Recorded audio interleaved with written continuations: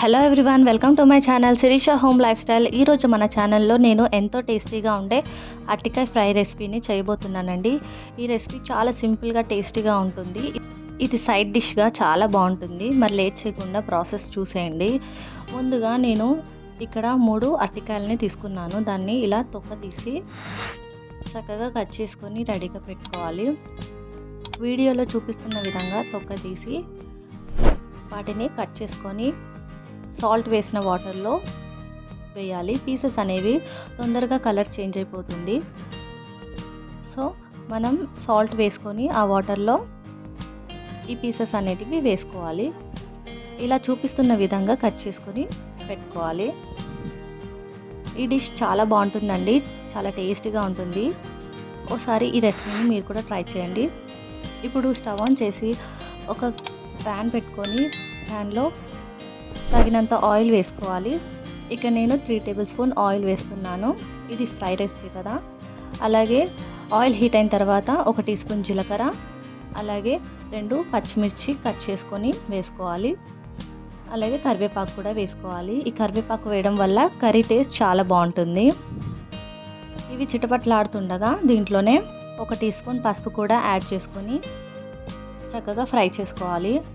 అలాగే 1 tea spoon అల్లం వెల్లుల్లి పేస్ట్ కూడా యాడ్ చేసుకొని పచ్చివాసన పోయేంత వరకు ఫ్రై చేసుకోవాలి. ఇప్పుడు వడకట్టుకొని ఈ అరటికాయ పీసెస్ని వేసుకోవాలి. ఈ అరటికాయ పీసెస్ అన్నిటిని మొత్తం కలిసేలాగా కలుపుకోవాలి.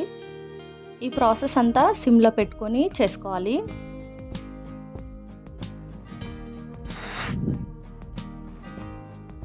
ఇలా మొత్తం అంతా కలుపుకొని మూత పెట్టి ఒక 5 మినిట్స్ కుక్ చేసుకోవాలి.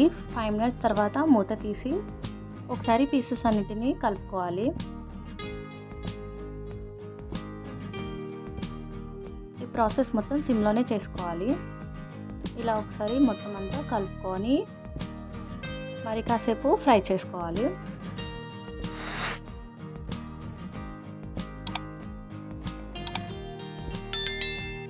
మూత పెట్టి 5 మినిట్స్ కుక్ చేసుకోవాలి. ఈ ఫ్రై రెసిపీ చాలా బాగుంటుందండి, తప్పకుండా ట్రై చేయండి. సాంబార్ అలాగే రసంలోకి సైడ్ డిష్గా బాగుంటుంది. ఇప్పుడు దీంట్లోకి సాల్ట్ యాడ్ చేసుకుందాం. నేను సాల్ట్ని ఇలా జాడీలో వేసుకుంటాను. ఇలా జాడీలో లేదంటే గాజు సీసాలో వేసుకుంటే సాల్ట్, కారం ఇవి బాగుంటాయి.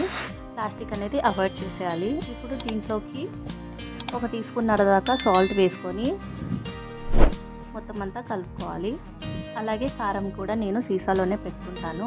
ఇలా గాజు సీసాలో పెట్టుకుంటే ఇవి ఎక్కువ కాలం బాగుంటాయి.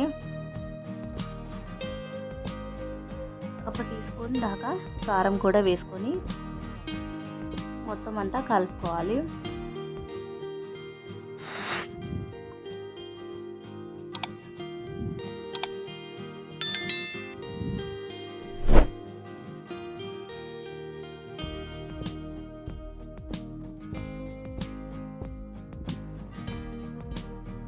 ఇలా మొత్తం కలుపుకొని మూత పెట్టి మరి కాసేపు ఒక 5 మినిట్స్ కుక్ చేసుకోవాలి. 5 మినిట్స్ తర్వాత లాస్ట్గా 1 టీ స్పూన్ ధనియా పౌడర్ని కూడా యాడ్ చేసుకోవాలి. ధనియా పౌడర్ వేయడం వల్ల ఈ ఫ్రై రెసిపీ చాలా బాగుంటుంది. తప్పకుండా వేసుకొని మొత్తం మిక్స్ చేసుకోవాలి. అంతేనండి, ఎంతో సింపుల్గా ఉండే అరటికాయ ఫ్రై రెసిపీ రెడీ అయిపోయినట్టే. ఇది వేడివేడిగా తింటే చాలా బాగుంటుంది. రోటీలోకి అలాగే సాంబార్, రసంలోకి చాలా బాగుంటుంది. తప్పకుండా ట్రై చేయండి. పిల్లలకు కూడా బాగా నచ్చుతుంది. కొత్తగా చూస్తున్న వాళ్ళు మన ఛానల్ని సబ్స్క్రైబ్ చేసుకోండి, లైక్ చేయండి, కామెంట్ చేయండి, షేర్ చేయండి. Thank you for watching. Thank you for your time.